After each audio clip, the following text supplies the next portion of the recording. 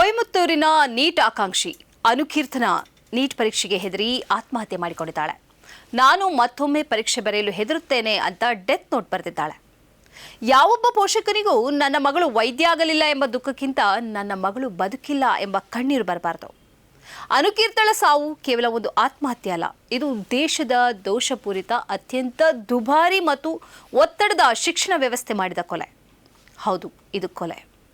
ವೈದ್ಯೆಯಾಗಿ ಸಮಾಜ ಸೇವೆ ಮಾಡಬೇಕೆಂಬ ದೊಡ್ಡ ಕನಸು ಕಂಡಿದ್ದ ಕೊಯಮತ್ತೂರಿನ ನೀಟ್ ಆಕಾಂಕ್ಷಿ ಅನುಕೀರ್ತನ ಪರೀಕ್ಷೆಯ ಸುತ್ತ ಹಬ್ಬಿದ್ದ ಗೊಂದಲಗಳಿಂದಾಗಿ ತೀವ್ರ ಮಾನಸಿಕ ಒತ್ತಡಕ್ಕೆ ಒಳಗಾಗಿದ್ರು.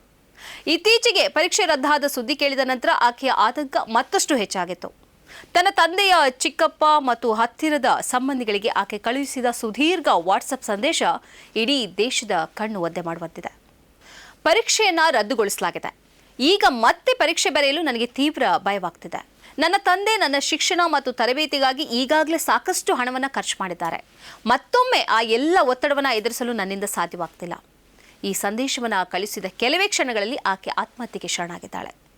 ತಂದೆ ತನ್ನ ಕನಸಿಗಾಗಿ ಮಾಡಿದ ಸಾಲ ವ್ಯರ್ಥವಾಗ್ತದೆಯೇ ಎಂಬ ಅಪರಾಧ ಪ್ರಜ್ಞೆ ಹಾಗೂ ಪದೇ ಪದೇ ಪರೀಕ್ಷೆ ಬರೆಯಬೇಕಾದ ಆತಂಕ ಆಕೆ ಜೀವವನ್ನೇ ಕಸಿಕೊಂಡಿದೆ.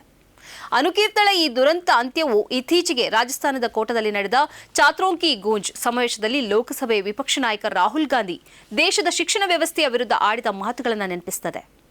ದೇಶದ ಇಂದಿನ ಶಿಕ್ಷಣ ವ್ಯವಸ್ಥೆಯು ಕೋಟ್ಯಾಂತರ ಯುವಕರ ಕನಸುಗಳನ್ನು ಹೊಸಕ್ಕೆ ಹಾಕುವ ಮತ್ತು ಅವರಿಂದ ಹಣ ವಸೂಲಿ ಮಾಡುವ ದಂಧೆಯಾಗಿದೆ ಅಂತ ರಾಹುಲ್ ಗಾಂಧಿ ಆರೋಪಿಸಿದರು. ನೀಟ್ ಮತ್ತು ಜೆಇಇನಂತಹ ಪರೀಕ್ಷೆಗಳ ತರಬೇತಿ ಮತ್ತು ಪರೀಕ್ಷಾ ಶುಲ್ಕದ ಹೆಸರಿನಲ್ಲಿ ದೇಶದ ಸುಮಾರು 22 ಲಕ್ಷ ಕುಟುಂಬಗಳಿಂದ 1.32 ಲಕ್ಷ ಕೋಟಿ ರೂಪಾಯಿಗಳನ್ನು ಲೂಟಿ ಮಾಡಲಾಗ್ತಿದೆ ಅಂತ ಅವರು ಅಂಕಿ ಅಂಶಗಳ ಸಮೇತ ವಿವರಿಸಿದರು.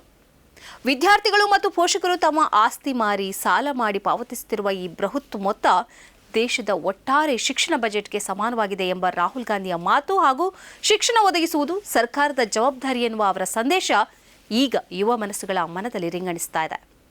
ಅನುಕೀರ್ತಳ ಸಾವು ರಾಹುಲ್ ಗಾಂಧಿ ಹೇಳಿದ ಆರ್ಥಿಕ ಒತ್ತಡದ ಸತ್ಯಕ್ಕೆ ದೊರೆತ ಸಾಕ್ಷಿಯಾಗಿದೆ. ಪೋಷಕರು ಲಕ್ಷಾಂತರ ರೂಪಾಯಿ ಖರ್ಚು ಮಾಡಿ ಕೋಚಿಂಗ್ ಕೊಡಿಸ್ತಾರೆ. ಆದರೆ ವ್ಯವಸ್ಥೆಯ ದೋಷದಿಂದಾಗಿ ಪರೀಕ್ಷೆಗಳು ರದ್ದಾದಾಗ ಅಥವಾ ಪೇಪರ್ ಸೋರಿಕೆ ಆದಾಗ ವಿದ್ಯಾರ್ಥಿಗಳು ಮತ್ತೆ ಪರೀಕ್ಷೆ ಬರೆಯಲು ಹೆದರುತ್ತಾರೆ. ತಂದೆ ತಾಯಿಯ ಆರ್ಥಿಕ ಪರಿಸ್ಥಿತಿಯನ್ನು ನೆನೆದು ಆತಂಕಕ್ಕೊಳಗಾಗ್ತಾರೆ. ಕೊಯಮತ್ತೂರಿನ ನೀಟ್ ಆಕಾಂಕ್ಷಿ ಅನುಕೀರ್ತನ ನೀಟ್ ಪರೀಕ್ಷೆಗೆ ಹೆದರಿ ಆತ್ಮಹತ್ಯೆ ಮಾಡಿಕೊಂಡಿದ್ದಾಳೆ. ಪೋಷಕರು ಲಕ್ಷಾಂತರ ರೂಪಾಯಿ ಖರ್ಚು ಮಾಡಿ ಕೋಚಿಂಗ್ ಕೊಡಿಸ್ತಾರೆ. ಆದರೆ ವ್ಯವಸ್ಥೆಯ ದೋಷದಿಂದಾಗಿ ಪರೀಕ್ಷೆಗಳು ರದ್ದಾದಾಗ ಅಥವಾ ಪೇಪರ್ ಸೋರಿಕೆ ಆದಾಗ ವಿದ್ಯಾರ್ಥಿಗಳು ಮತ್ತೆ ಪರೀಕ್ಷೆ ಬರೆಯಲು ಹೆದರುತ್ತಾರೆ. ತಂದೆ ತಾಯಿಯ ಆರ್ಥಿಕ ಪರಿಸ್ಥಿತಿಯನ್ನು ನೆನೆದು ಆತಂಕಕ್ಕೊಳಗಾಗ್ತಾರೆ.